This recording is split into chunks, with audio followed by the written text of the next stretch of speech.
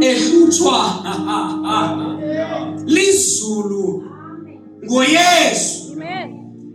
Wabhala ileta eyafika ngelixesha uYesu ame phambi komyeni wakhe uPilato. Wambhalela elinye ileta. Wathi usungabi nanto okwenza nalo mntu lilungisa.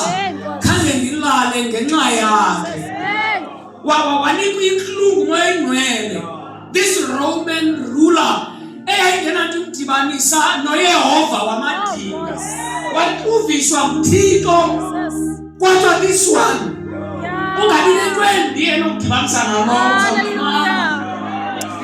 Phezu kwento esithethwa ngabantu ngoYesu. Phezu kwezinto ezenziwayo ngabantu kwixesha lethu ngegama likaYesu. Ikhona intluva yasezulwini ejongene nomntu as an individual ethi mna ndingubani.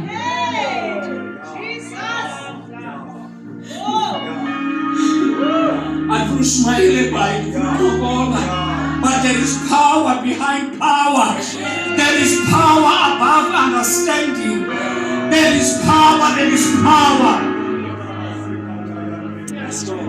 Efuna umuntu azazele, azivele, azihluzele phakathi kwezinto ezenzekileyo nesithethiweyo ngegama likaYesu.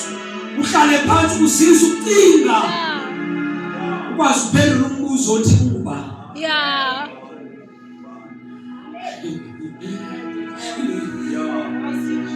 Who do you see that Jesus is? How do you interpret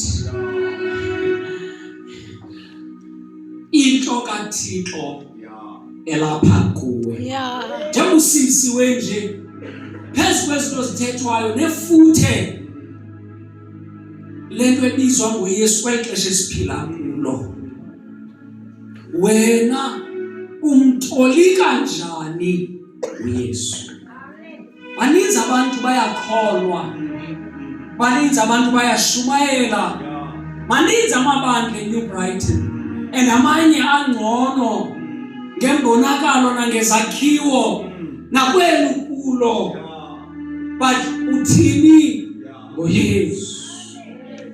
Indaba ingoYesu. Udaba lwethu alukho sebantwini.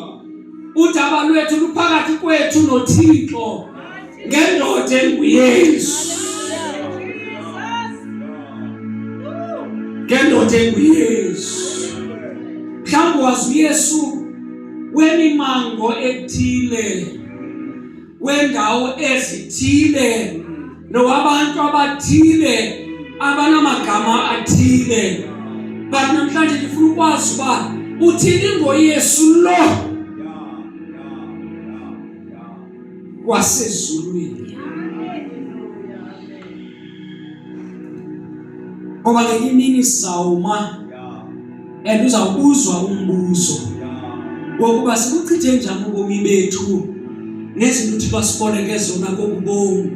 Luthini unxibelelwano lwethu noThixo ngayo le ndoda enguYesu? Uthini xa uthetha ngoYesu?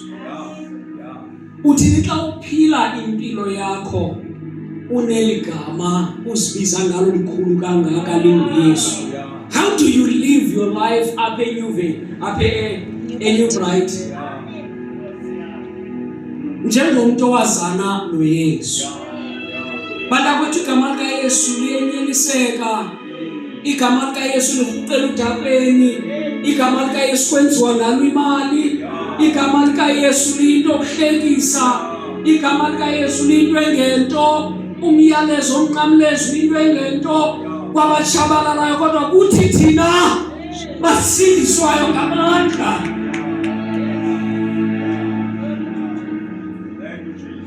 What do you say about Jesus?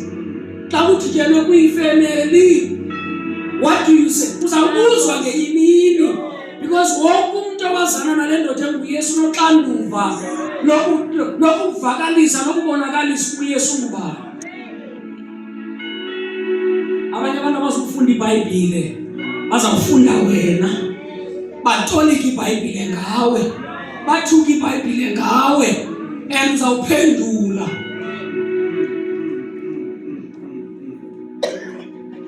Uthi mina nithi ndikuba uzikhumbule ubase kwindawo edangerous. Can I give you a picture? Ubase entombeni yamagqirha. Xa efika wathi xa bemile kule ndawo kunqulwa kuyo ngabantu abaninzi kule ndawo kulo mmandla, wafika wathi, who do you say that I am? Wabasa kwindawo apho isininzi sasinqula khona, and sinqula isithixo somqoloba. Ekwakusithiwa komqoloba igama lawo lisango labafileyo.